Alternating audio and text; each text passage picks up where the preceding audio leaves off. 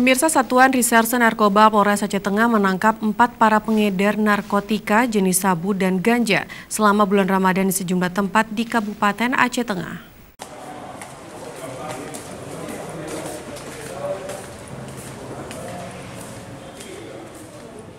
Pihak Kepolisian Resor Aceh Tengah melalui Satuan Reserse Narkoba melakukan penangkapan terhadap 4 tersangka penyalahgunaan narkotika baik jenis sabu-sabu dan ganja dari sejumlah lokasi di Kabupaten Aceh Tengah.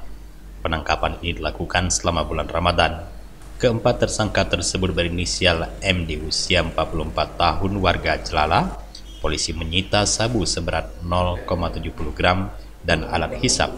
Kemudian SI usia 32 tahun juga warga Celala.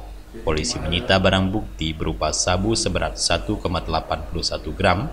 Selanjutnya RH usia 21 tahun warga Kebayakan diamankan ganja seberat 80 gram serta HB 49 tahun warga Meredu Pidijaya. Polisi menyita 10 paket sabu dengan berat 5,64 gram dan alat hisap. Kepada penyidik, pihaknya mengaku bahwa barang tersebut merupakan dipasok dari luar daerah untuk diedarkan di Kabupaten Aceh Tengah. Kasat Narkoba Polres Aceh Tengah menyampaikan bahwa para tersangka ini merupakan pemain lama dalam bisnis narkotika. Namun baru kali ini tertangkap oleh pihak kepolisian.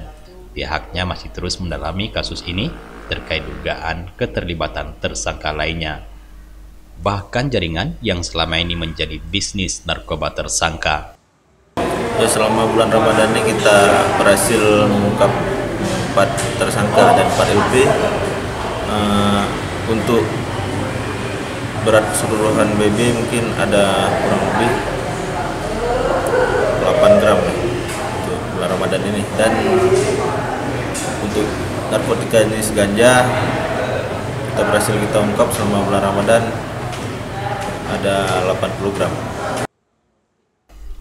Keempat tersangka ini akan dijerat dengan Undang-Undang Nomor 35 Tahun 2009 tentang narkotika dengan ancaman penjara paling lama 20 tahun penjara.